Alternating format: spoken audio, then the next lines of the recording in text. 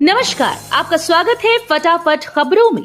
आज हम लेकर आए हैं हिमाचल प्रदेश के हर छोटे बड़े शहर की सबसे तेज और ताजा खबरें।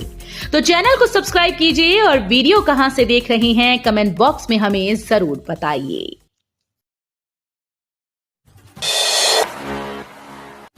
मुख्यमंत्री सुखविंदर सिंह सुक्खू बोले, दिल्ली और हरियाणा बनाए सहमति, हमने नहीं रोका पानी। मुख्यमंत्री सुखविंदर सिंह सुक्खू ने कहा कि हिमाचल के पास अपनी जरूरत पूरा करने के बाद जितना भी पानी है हम उसे देने के लिए तैयार हैं। हिमाचल इस देश का एक भाग है, पानी को रोके जाने का औचित्य ही नहीं। हिमाचल से जाने वाले पानी ने हरियाणा से होकर दिल्ली तक जाना है। इस संदर्भ में दिल्ली और हरियाणा को आपस में सहमति बनाने की जरूरत है।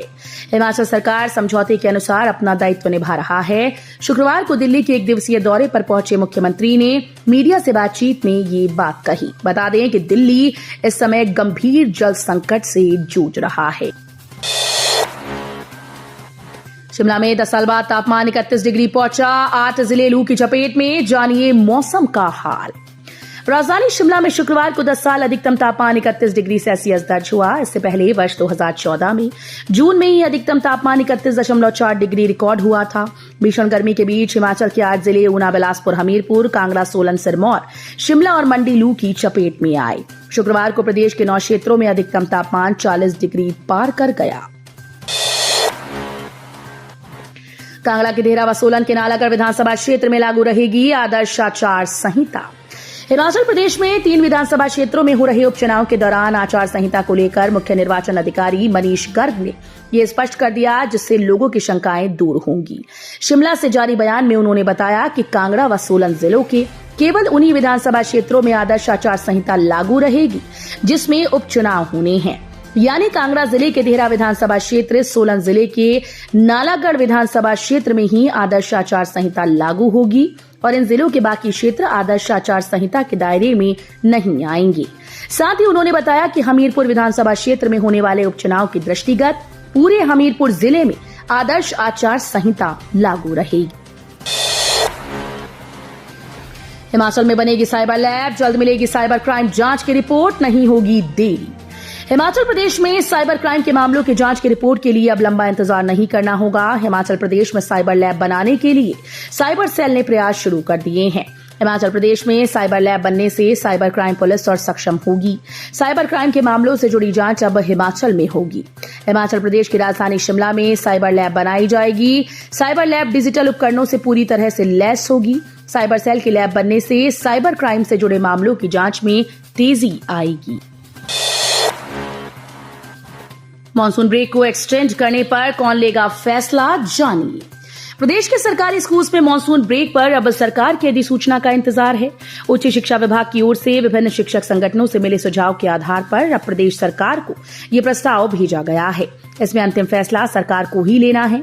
शिक्षा सचिव राकेश कंवर का कहना है कि जो भी सुझाव मिले हैं उन पर विचार किया जा रहा है और अगर जरूरी हुआ तो इसमें बदलाव भी हो सकता है।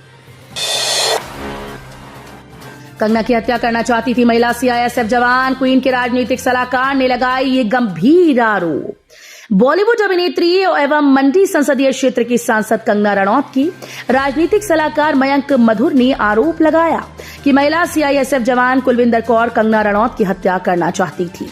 इस साजिश में सीआईएसएफ के अधिकारी भी शामिल हैं। किसी ने कुलविंदर कौर को समझाने और रोकने का प्रयास नहीं किया। राजनीतिक सलाहकार ने कहा कि संसद में ये मामला उठाया जाएगा। मीडिया को जारी एक बयान में मयंक मधुर ने कहा कि सुरक्षा कर्मियों का इस तरह का व्यवहार देश के लिए खतरा बनता जा रहा है। जलाशयों में इस दिन से मछली पकड़ने पर प्रतिबंध, उल्लंघन किया तो 6 माह की सजा। हिमाचल प्रदेश के जलाशयों में 16 जून से 15 अगस्त तक मछली पकड़ने पर पूर्णतया प्रतिबंध रहेगा। इस अवधि के दौरान यदि कोई मछली पकड़ता पाया जाता है तो नियमों के अनुसार 6 माह तक की कैद और 300 रुपए से 1000 रुपए तक का जुर्माना राशि अथवा दोनों का प्रावधान है। निदेशक एवं प्रारक्षी मत्स्य हिमाचल प्रदेश विवेक चंदेल ने कहा कि प्रदेश मत्स्य पालन विभाग का दायित्व है कि सभी मछुआरा परिवारों को निरंतर रूप से आजीविका के लिए मछली मिलती रहे। इसलिए हर साल विभाग सामान्य जल व जलाशयों में 2 माह के लिए मछली पकड़ने पर पूर्ण रूप से प्रतिबंध लगाता है। उन्होंने कहा कि प्राकृतिक रूप से प्रजनन करने वाली मछलियों की विभिन्न प्रजातियां सफलतापूर्वक प्रजनन कर सकें और प्राकृतिक रूप से विभिन्न जल क्षेत्रों में मछलियों की उपयुक्त संख्या बनी रहे, इसी के लिए ये प्रतिबंध जरूरी है। बल्क ड्रग पार्क में प्राइवेट पार्टनर नहीं लेंगे। मुख्यमंत्री सुखविंदर सिंह सुक्खू ने ऊना जिले के हरोली विधानसभा क्षेत्र में बल्क ड्रग पार्क की स्थापना की प्रगति की समीक्षा के लिए आयोजित उच्च स्तरीय बैठक की अध्यक्षता की। मुख्यमंत्री ने कहा कि राज्य सरकार इस परियोजना में रणनीतिक साझेदार बनेगी और इसका कार्य समयबद्ध पूर्ण करने के लिए भारत सरकार की सहायता के अलावा अतिरिक्त धनराशि भी उपलब्ध करवाई जाएगी। यानी इस परियोजना में अब राज्य सरकार प्राइवेट पार्टनर नहीं लेगी। घोरल का अवैध शिकार करने पर 3 गिरफ्तार, 3 बंदूकों सहित 12 जिंदा कारतूस और बारूद बरामद। पुलिस थाना बागा के अंतर्गत आते मटरैच जंगल में घोरल का अवैध शिकार करने पर पुलिस ने 3 लोगों को गिरफ्तार कर लिया। पुलिस ने इनके कब्जे से बंदूकें, जिंदा कारतूस व बारूद बरामद किया। जानकारी के मुताबिक वन परिक्षेत्र अधिकारी विनय कुमार ने पुलिस में रिपोर्ट दर्ज करवाई कि जब पिछली रात को मटरैच जंगल में टीम के साथ गश्त पर थे तो उन्हें एक घोरल मृत अवस्था में मिला, जिसका किसी ने अवैध तरीके से शिकार किया था। तरुण कपूर बने रहेंगे पीएम के एडवाइजर। हिमाचल कैडर के रिटायर्ड आईएएस को 2 साल और मिले। हिमाचल कैडर के रिटायर्ड आईएएस अधिकारी तरुण कपूर को प्रधानमंत्री नरेंद्र मोदी ने फिर से अपना एडवाइजर नियुक्त किया। 1987 बैच के आईएएस अधिकारी तरुण कपूर प्रधानमंत्री मोदी के पिछले कार्यकाल में हिमाचल सरकार से डेपुटेशन पर भारत सरकार चले गए थे। उसके बाद कार्यकाल पूरा होने तक तरुण कपूर ने भारत सरकार में सेवाएं दी। इस दौरान प्रधानमंत्री ने इन्हें अपने साथ पीएमओ में नियुक्त कर लिया था। इस दिन होगी जेबीटी शास्त्री विषय की अध्यापक पात्रता परीक्षा। 4 दिन पहले जारी होंगे एडमिट कार्ड।